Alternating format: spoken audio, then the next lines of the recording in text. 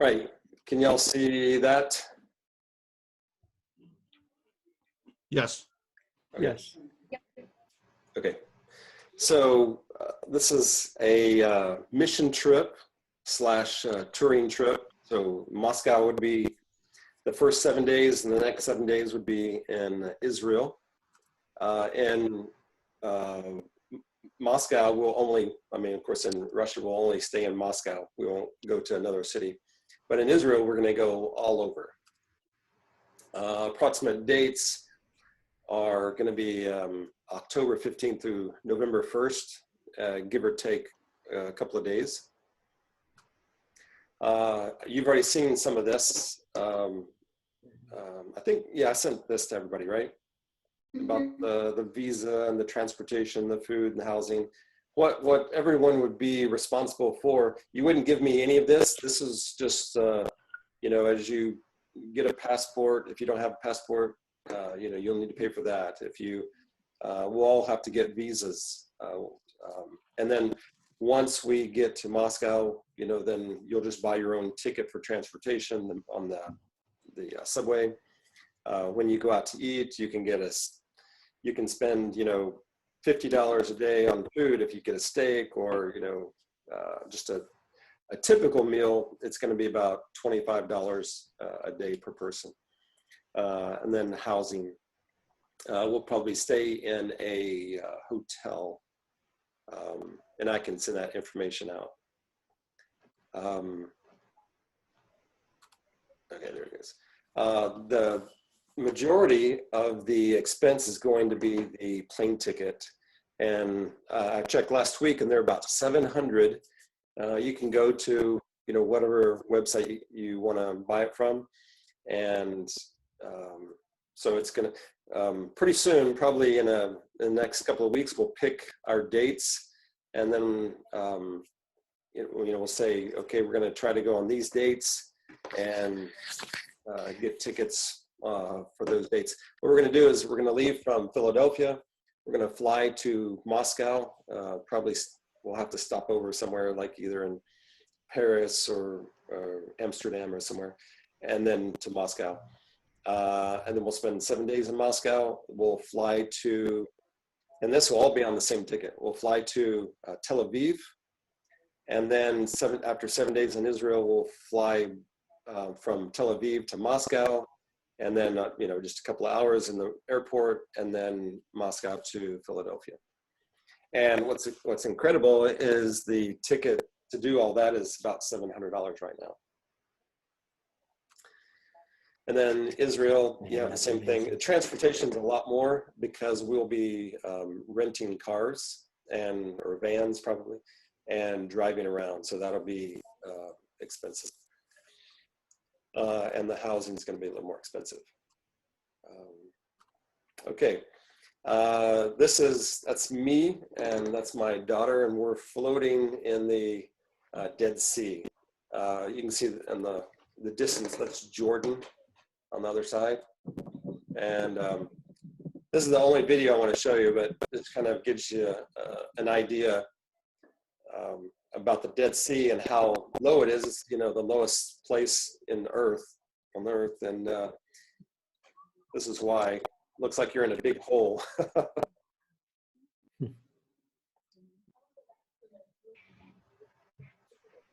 So this is the resort there at the Dead Sea.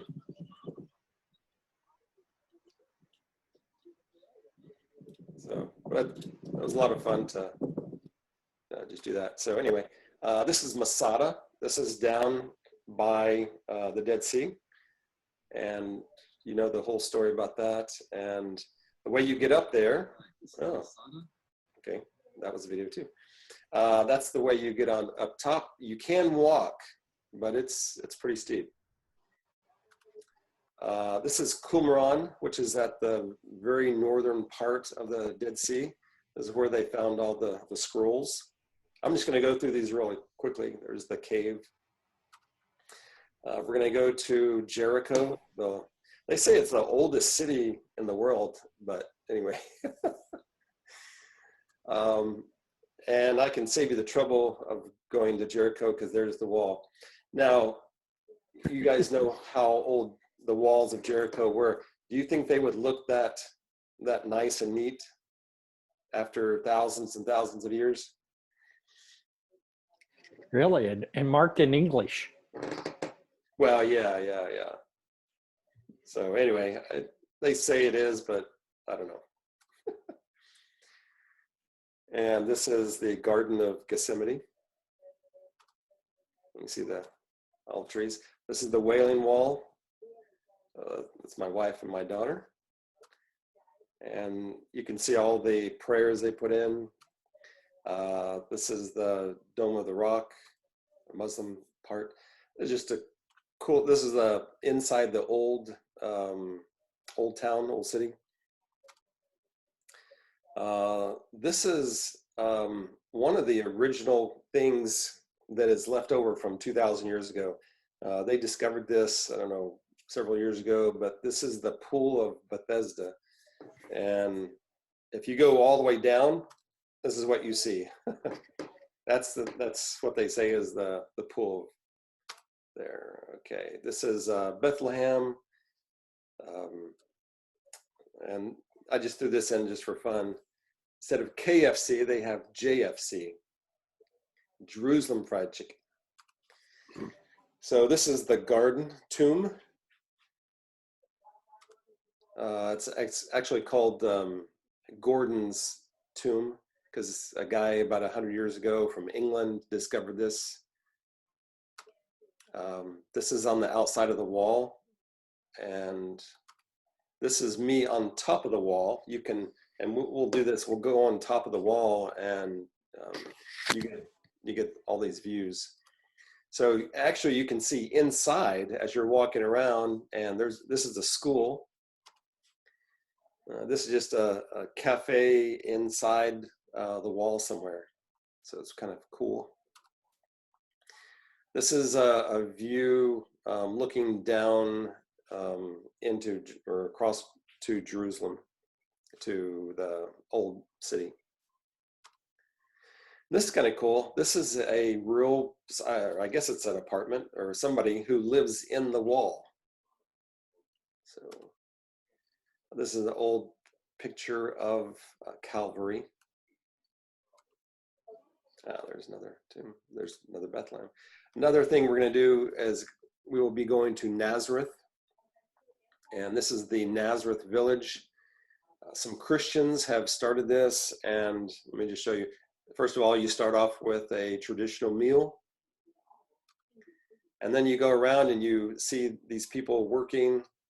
They're dressed up. You can get your pictures taken with them. And they're sharing about what life was like, possibly like 2,000 years ago. This is a synagogue that was rebuilt, of course, and so you can go there. This is the Jordan River. It's really, really dirty, but that's the Jordan River. This is the Sea of Galilee. We stayed in a place that overlooked the Sea of Galilee. Beautiful place. It's also Sea of Galilee. It's my wife. This is that boat that we're going to take a boat ride out on the Sea of Galilee. This is one of my favorite places. I just kind of discovered this by accident. Anyway, you've heard of Mary Magdalene. This is the little village of Magdala. And this is the only mosaic tile in all of Israel that is more than 2,000 years old. So Jesus almost 100% went to Magdala because it's only like, if you're driving, it's about a 5-minute drive away from Capernaum, where he lived for 18 months. So he probably walked on this tile floor. This is the actual, it's called the Magdala Stone, and this is what we would call the pulpit from 2,000 years ago. This stone is over 2,000 years old. I told my daughter, I said, okay, stand behind it and pretend like you're going to preach. And so she puts a hand up like that. This is the boat that we will take, one of these boats on the Sea of Galilee. This is in between Capernaum and Magdala. It's a little village, and they found a 2,000-year-old boat. This is Capernaum, and this is it's called the City of Jesus, or yeah, the City of Jesus, I guess, or the Town of Jesus. And these are homes from about the 4th century, and it's just pretty cool. You can just kind of see that what they lived like and what the houses were like. This is the 4th century synagogue there, so pretty cool. Anyway, I just wanted to show you a couple of pictures of some things, sites that we will see there. I didn't have a chance to go around and get a bunch of pictures from Russia. I can do that maybe the next time we meet. But this is the question and answer. So what questions do you guys have?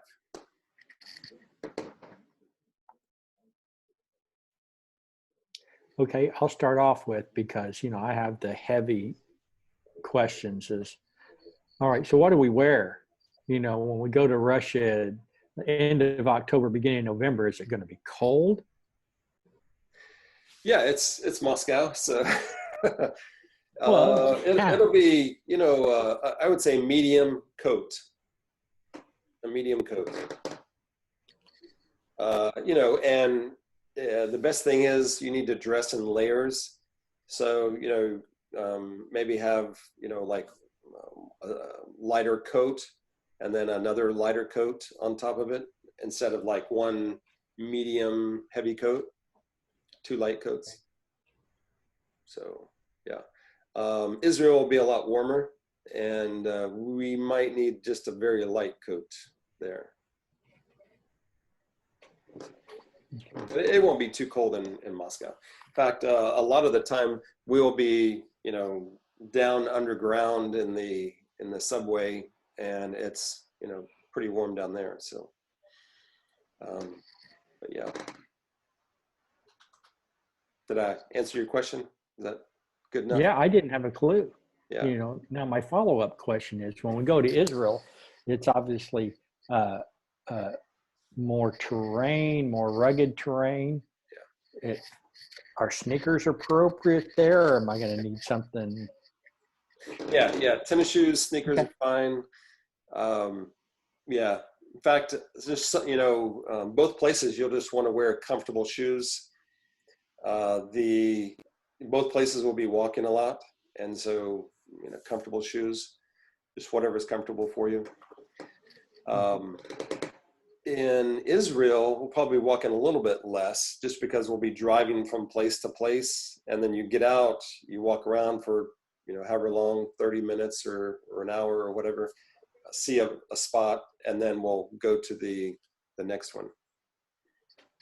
Okay.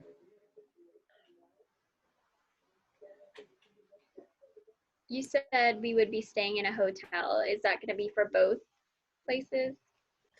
Yep. Israel's more of a question mark right now, just because hotels are a little bit more expensive. We can probably get a better deal if we go to an Airbnb. You know, an Airbnb is basically, you can just go to airbnb.com if you haven't been there before, but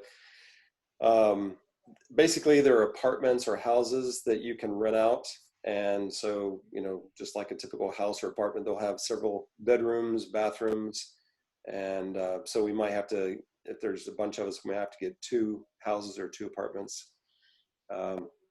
There is in Jerusalem, it's called the Jerusalem House, and it is next to the Baptist church. Actually, it's above the Baptist church.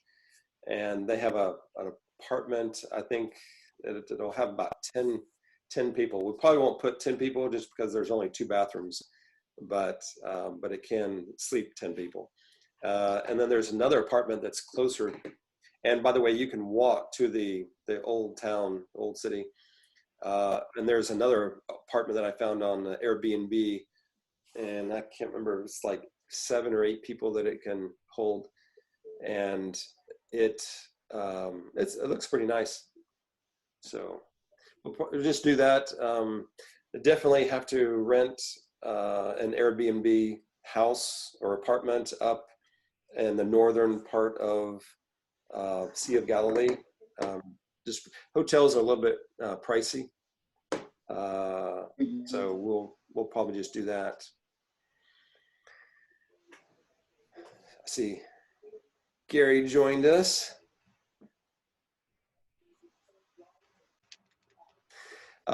And so we're just, I showed us just a short slideshow, and then we're just talking about where we're going to live and stay, and what we're going to wear. So, Yeah, I hope you'll forgive me. We just now realized that we've been doing some yard work, and so I apologize. So I'm going to have to watch the video. I'm so sorry. oh, no problem. No, we haven't talked that much about stuff. So, Okay. did I answer your question, Christelle? Yes, you did. Thank you. Yeah, you missed the pictures, Gary. That was real. Pictures.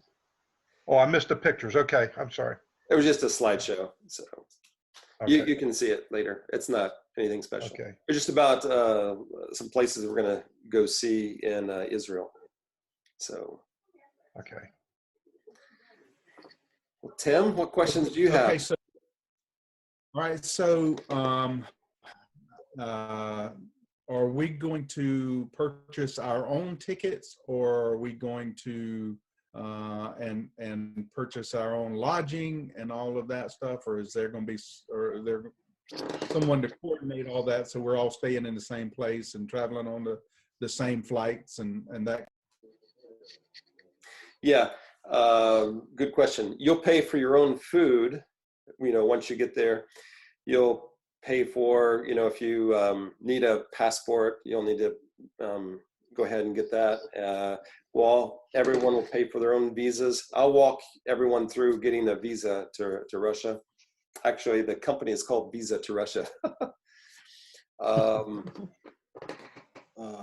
But the transportation in Israel will have to, rent. What I'll probably do is I'll rent 2 or 3 cars, whatever we need, or vans, and then I'll just collect the money from everyone, and then we'll also probably the hotel that we'll stay in Moscow. Everyone maybe can just get their own. If someone, the price is, I think it's around $30, but that's for 2 people in a room in the hotel with 2 separate beds. So if you want a room with somebody, it's it's like 30, maybe 35. But anyway, if you don't, then it'll be like $60 to $70 per night.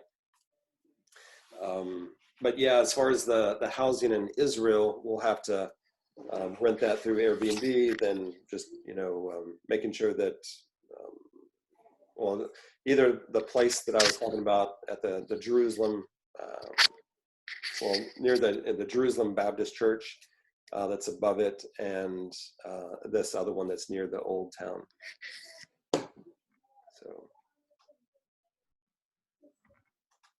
does that kind of answer your question? So some of it you will pay on your own. For example, the airline tickets in a couple of weeks or whatever, I'll probably pick a date. And if you guys have a certain date that, I have to be back by, like November 2nd, then we can, do that. But in a couple of weeks, we'll pick a date, for example, October 15th. And then I'll say, okay, guys, we're going to, buy your tickets, but you don't have to buy it on that day. You can wait a month. If you don't have the funds, you can wait a month. The only thing is the price might go up. So anyway. But Brad, just as I'm thinking about this, just logistically, wouldn't we all want to be on the same flight? Yes. They'll have, I doubt if it'll sell out, but they have all kinds of flights going to Moscow. I mean, it's from Philadelphia. Okay. Basically, you just need to get from Philadelphia to Europe. And, then once you're in And Europe, then hang a right. yeah, and hang a right. So, Okay. Yeah. Ed, let me know what flights you're on, man. I'll try to book one on there too. Okay. I had to listen all the way through there, Tim. I thought you were saying, let me know what flight I'm on so you could take another one. See, you don't know what I'm going to do after I learn the information. Well, that's true. I don't, but just remember, same rules will apply as playing golf. My greatest strength is being able to drag the other people down to my level. I hear you. I hear you. Brad, I'm just curious. Wouldn't it, and maybe as you're depending on everybody's individual finances, but wouldn't it be better to go ahead maybe through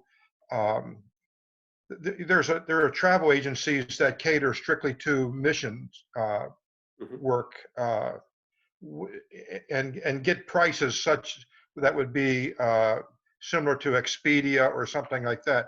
Wouldn't it be advantageous for us to just all do that together?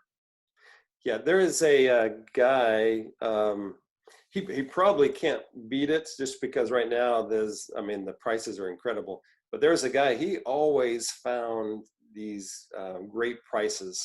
He works for the International Mission Board. Actually, he doesn't, I'm lying. He has his own business and he serves the International Mission Board. They use him as their I don't want to say tour agent, but anyway, ticket guy, I guess. And so he gets all the tickets for, like all the new missionaries, all their families going and coming back to the States. And he's always got, I would look up on Kayak. I like Kayak. And anyway, I looked for, prices, and a lot of times he might not be able to beat it, but he would be able to get like 3 bags, on it. So, whereas the ones that I found, I could only get 1 bag. So anyway, speaking of luggage, we're going to try to travel fairly lightly, just because we have to go from Moscow airport to the hotel, and everyone's just going to, whatever you take, you're going to have to lug, be responsible for lugging your own. And then once we get to Israel, then it's not going to be that difficult, because just getting off the plane, you put it in the car, and then we'll be driving around. So we'll be mainly staying in 2 places in Israel. We'll be staying in Jerusalem, and then we'll be staying in Tiberias. Tiberias is up on the northern part of the northwestern part of Sea of Galilee. In Moscow, we'll just stay in one place in Moscow.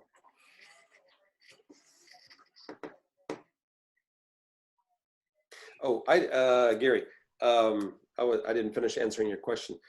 So we might try to see if this guy can get, some really, really good deals. But I've used I've tried to use a lot of these companies that cater to Christians. 9 times out of 10, they're more expensive than just like Kayak or Expedia. Well, yeah, and that's fine. And there is one, and the name escapes me, that we've used several times. And because it's missions and humanitarian efforts, they've always gotten us 2 bags rather than, the one. And again, the prices are always right around what Expedia or whatever is. Yeah. And so, but I can't tell you the name of it off the top of my head. But it's not Fly for Good, is it? Pardon? Fly for Good? No, it has the name like I can't think, like it's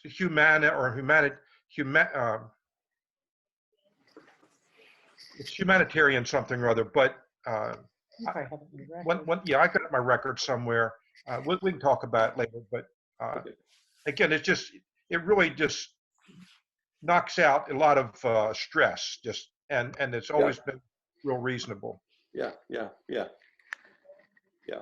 One thing we will do, definitely do, is we will get insurance for this trip. We'll get insurance through Airbnb, through hotel, just travel insurance. So if coronavirus 2.0 comes back this fall, then we'll be covered. But I didn't want to sit back and just wait and see. I wanted to say, hey, I mean, we could wait for years and, just out of fear, not, being able to go overseas. So I was going to tell y'all something. What was it? That slips my mind. Okay, what other questions do you have?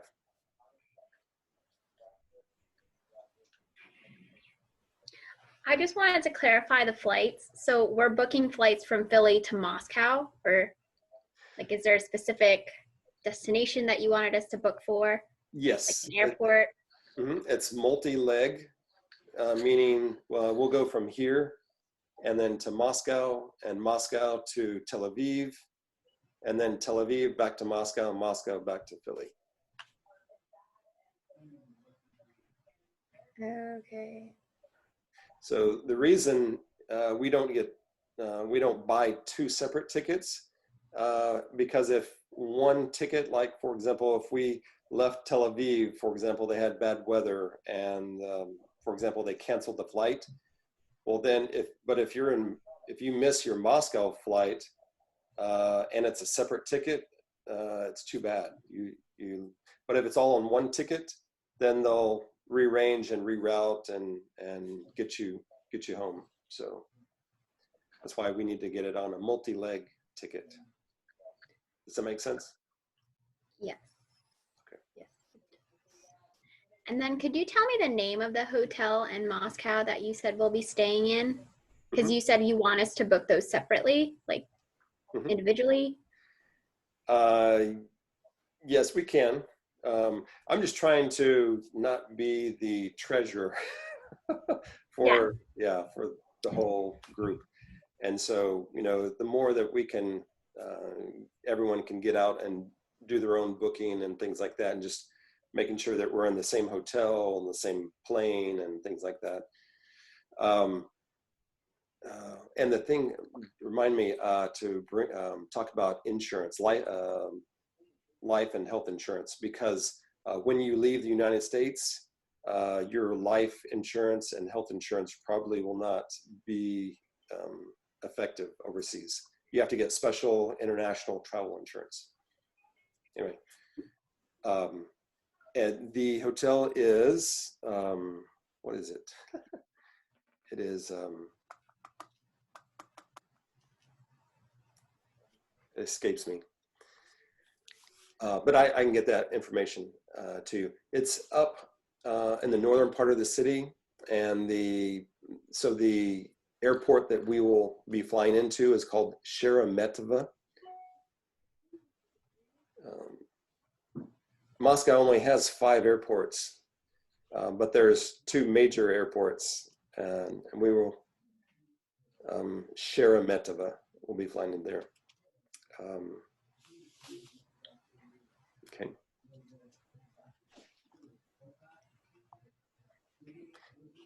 Any questions about what we're going to be doing in Moscow, or? Do you have anything other than what was on the list? Yeah, a couple of things. I don't have that email up in front of me right now, but we'll be going to helping out maybe with. There's a guy who married an orphan, and he's an incredible guy. I really hope we can meet up with him. He exudes excitement and joy and energy. I mean, he's had 12 cups of coffee all the time. I mean, he's just like, go, go, go, you've probably met a guy, like that.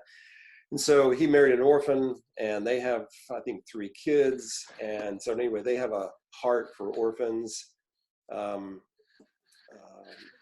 he also, what is it? Not Campus Crusade. He's the president of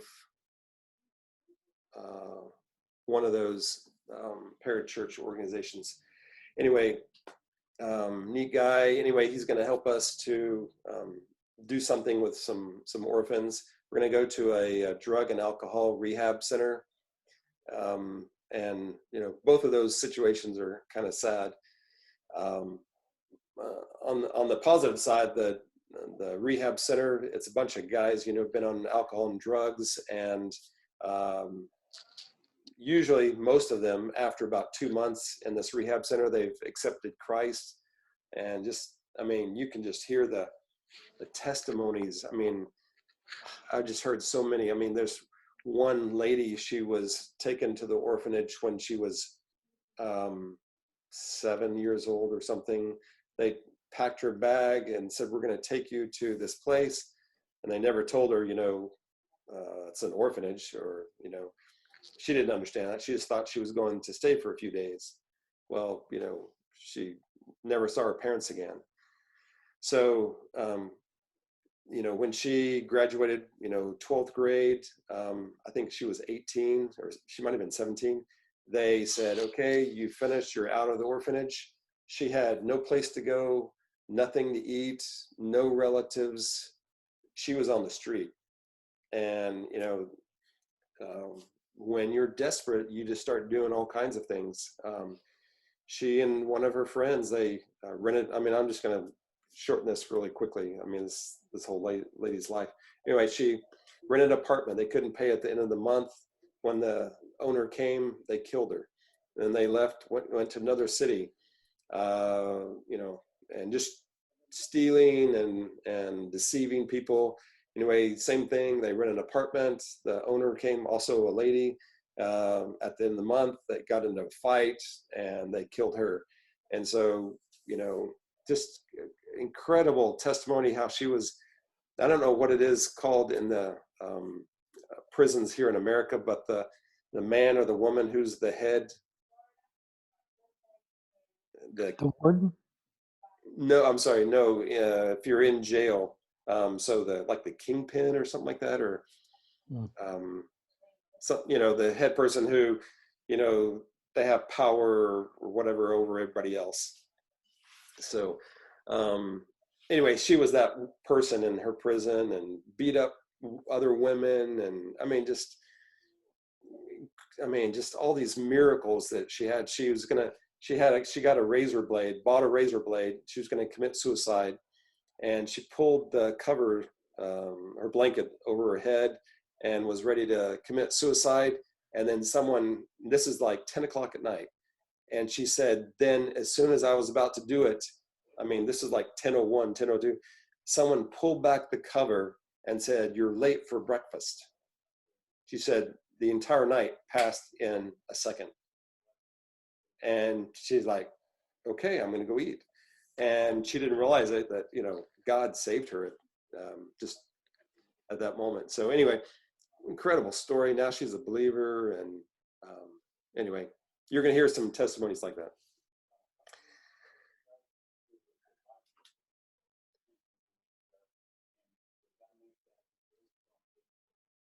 Okay, what other questions do you have?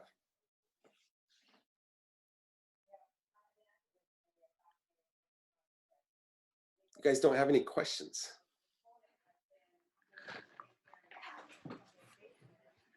Well, I'm figuring this is pretty early, and you're going to continue to put out more and more information as it develops. Yeah. Yes, that is true. That is true. Probably in the next couple of weeks, we'll pick a date. So if you guys have a date that you have to work around in the second half of October, I mean, like if it's, you know, I have to be here on October 16th, then we can leave on like the 17th and go to like November 2nd, or, you know, something like that. The airline ticket will be probably it's going to be the largest purchase, and that'll be the first thing that we get. And don't worry about, you know, if there's going to be plenty of room on the flights right now. So it's not going to be a problem of getting all on the same flight. If somebody does not have a passport, do you all have passports? Yes. Okay. Look in the front and the expiration date, because the passport, and this is important, passport has to be good for at least 6 months past this trip. So if we come back on November 1st, so it's got to be good for at least 6 months past November 1st. Yeah, I got to renew mine. Okay. Yeah. And once everyone has passports, probably in a couple of months, we'll start, maybe in 3 months or so, we'll start applying for visas, and we'll go through that process.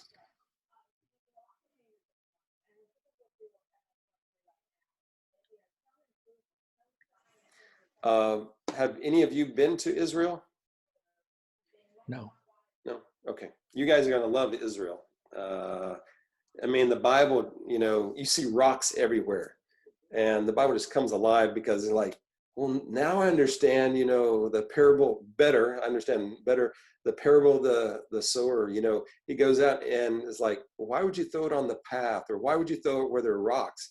It's because there's rocks everywhere. I mean, everywhere.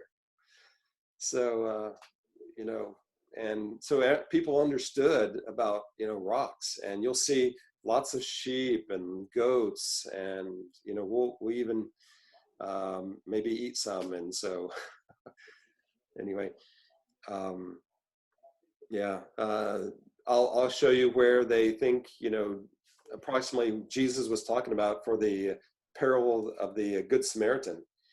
And it's coming up, it's kind of up a big hill from the you know, down by the Jordan River all the way up to Jerusalem, and it's along that path, and or that, you know, the road highway now, that people think that he was talking about the Good Samaritan. And there's all kinds of cliffs and rocks, and people could hide behind it, you know. And so it, you know, the Bible just comes alive. You see where Jesus possibly lived in Capernaum, and actually Peter's house is still there.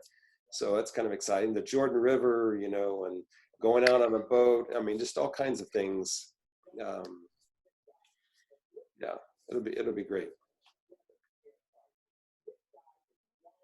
Looking forward to it. Sounds exciting. Yeah, yeah, yeah. And, you know, going to, you know, it's just surreal when you walk out on to Red Square, and you see the St. Basil's Cathedral there at the end, and you see the Kremlin over, and the Kremlin wall, and, you know, and I just have tons of stories to tell you, you know, once we get there. And but yeah, it's just really incredible. You know, we started a church, I guess, 3 years ago now, and it's the closest Protestant church to Red Square. They rent a facility, and so, you know, hopefully they'll still be in that place when we get there. But anyway, you look out and you see, you know, St. Basil's and Red Square, and it's pretty cool. Yeah.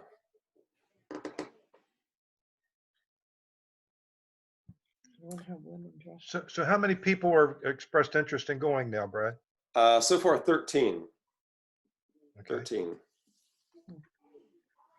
So it'll be the 6 of us and, you know, another 7. So far. And is there any dress code as far? I mean, Did we miss that already? what's that? Yeah, he might have already mentioned. Oh, did you that. already mention that? Yes, but I can touch base on that again. Basically, both places, it's pretty much, you know, what you would wear here: a t-shirt or a golf shirt, or you know, tennis shoes, sneakers, jeans. Jeans do really well, especially that time of year, just because they're warm and you can wear them for several days. Yeah, it'll be a little cool in Moscow. It won't be super cold or anything, but it could be in the 30s, anywhere from the 30s to the 50s. So Okay. How about for ladies? same. For church. I know the same temperature, but I'm saying, I'm just kidding. Yeah, same weather for both. No, but I mean, is there any, they don't have to wear dresses or skirts or, or, No, the only thing is for women, you might want to bring a scarf to put over your head. There's one Orthodox church, the largest Orthodox church in the world. We'll probably go there. And that's one thing I didn't put on the list, is going to this. It's the largest one in the world. It's pretty cool because it was rebuilt. It's the largest one in the world, but it was rebuilt from the early 1900s. Stalin, couldn't stand anything Christian. So anyway, he had it torn down, and he wanted to build a huge building, but the ground wouldn't hold it. And so he built an outdoor pool. And then 1991, they said, hey, we want to rebuild this church again. And they took out the pool and started rebuilding. And about 1997 or 8, they finished this Russian Orthodox church. But anyway, to get in, you have to meet their dress code, which is women can wear pants, but they have to have their heads covered. Men cannot wear a hat inside, but no shorts inside.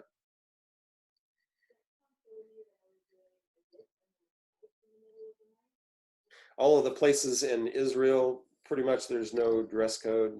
They're all used to foreigners, and so yeah.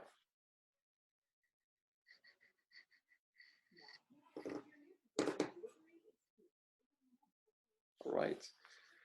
Any other questions? I know maybe you don't know enough to ask questions, but anyway.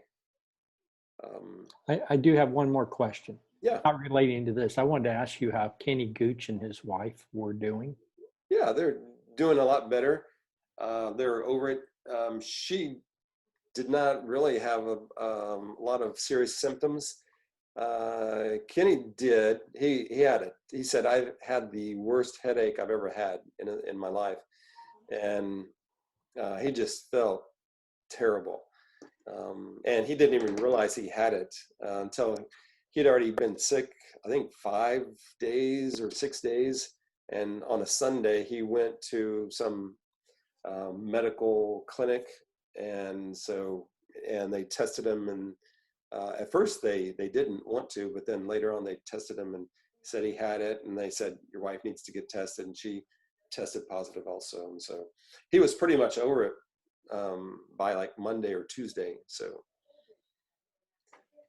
Good. but I did not know this. He works in a some type of medical clinic, and he was testing for COVID-19. I mean, he actually does the test, and they would give him a bunch of tests to do, and they'd say, these are coronavirus, COVID-19, or not. And later on, he said someone had told him that they got him mixed up, and so they were giving him some tests saying they weren't COVID-19, but they were. So anyway, just in the chaos, and that's why he got it. So. I'm glad they're doing well. Yeah. Thanks for Yeah, sharing. and they can go out and not worry about getting it. So. All right. Well, I won't keep you guys. I mean, if you don't have any more questions, and anyway, I'll continue to send out some information. And if you have any questions, then let me know, and we'll just keep. You guys are going to have questions all the way up until the day we get back. So we will have hopefully 2 Ukrainians going with us. You saw them on the list. Zhenya, and I don't know what his sister's name. Zhenya is about 22 years old, and he speaks, he's grown up here in the United States, so he speaks English like we do, but then he also speaks Russian. So he'll be one of the translators in Moscow. He and his sister will not go with us to Israel.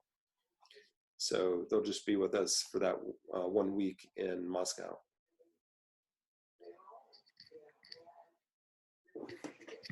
Something I'll just add this is in Russia, they have it's called a law on religion, and you cannot share your faith. You cannot hold a religious meeting in your apartment or hotel room or whatever. And also you cannot give out religious literature.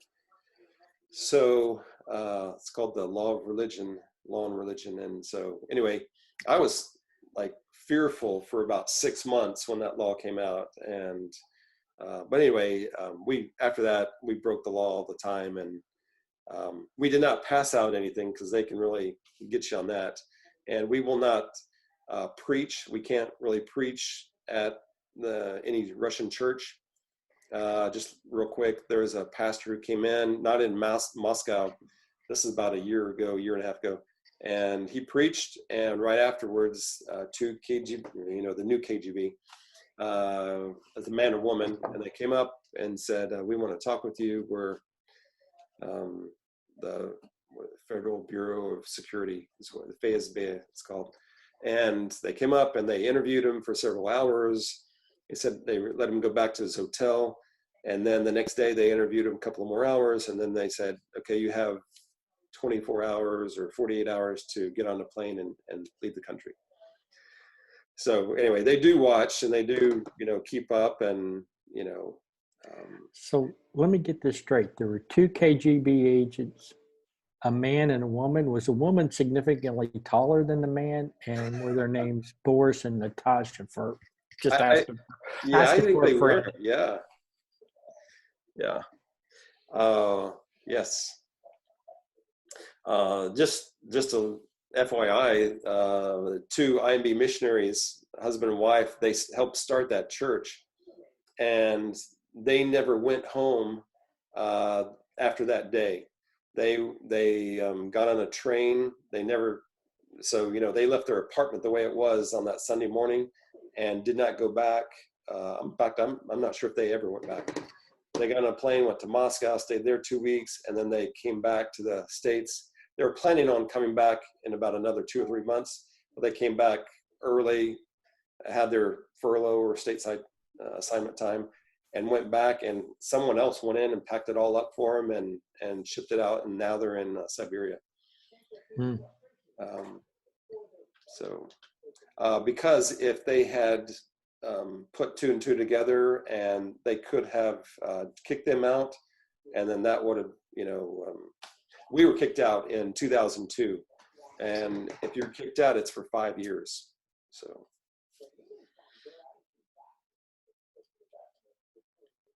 for tourists, of course, it doesn't make any difference. It ruins your trip, but there's only been one American who was ever arrested, and he was actually a pastor, but he was just stupid. He went on a hunting trip to Russia, and he took, I don't know how, these huge bullets, didn't declare them, shot all kinds of game. And when he came back through, they said, you're under arrest for not declaring this, I don't know, their special ammunition. You guys might have heard about the pastor. Anyway, he was in jail for about 3, 4, 5 months. And so that was a couple of years ago. But he was just stupid.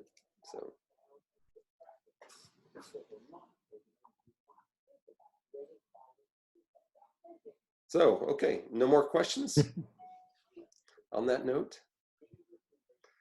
So, well, let me just pray for us, and just pray for this trip, that God would bless it, that he would use us. You guys have never been to Russia and to Israel, and I think it'll really change your life and just change your perspective on missions, change the way you read the Bible, and it's going to be a great trip. I'm excited about it. So I wish we could take 100 people with us, but anyway, but it'll be good. So let me pray for us. Father, you have called us out on mission. God, you even sent your son here on a mission to save us.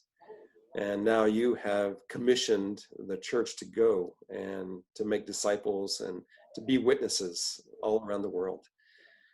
Father, it's a privilege to have that mindset to always be on mission each and every day, wherever we're at, whether it be here or Russia or Israel or anywhere in between.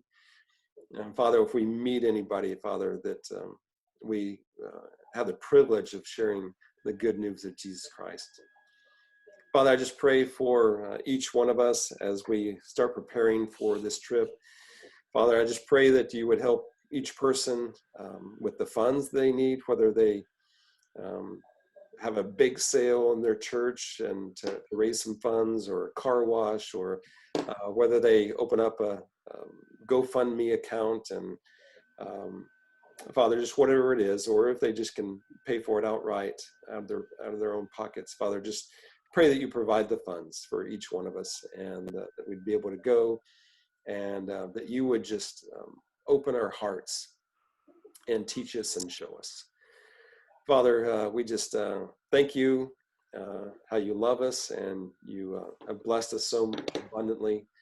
Father, I just pray for the others who were not able to make it tonight. I just pray that wherever they're at, Father, that you would bless them. I pray that as they listen to this recording later on, Father, that they would be listening, that they would just say a word, a prayer to you, just of thanks. Father, I just pray for those non-believers that we'll be sharing with in Moscow, that you would start to work in their lives now, even before we get there. Father, every mission trip that I've ever heard of, they've always had some hiccups along the way, and I just pray that you would help us to be flexible, and knowing that sometimes things happen, and somebody might get sick, or somebody might have something else that happens to them. And Father, I just pray that you would protect us, you would guide us, keep us safe. Father, we just pray that we would come back excited and changed. And Father, just that we'd have a new perspective on life and your word, and our relationship would be even much stronger with you. Father, we love you, we praise you, in Jesus' name we pray. Amen. Amen. Amen. Thank you, Brad. Hey, Jake. All right, guys. Thanks. Appreciate it. And I'll send out some more information later on, especially the Christelle, especially the hotel in Moscow. So, all right. Good night, Jake. everybody.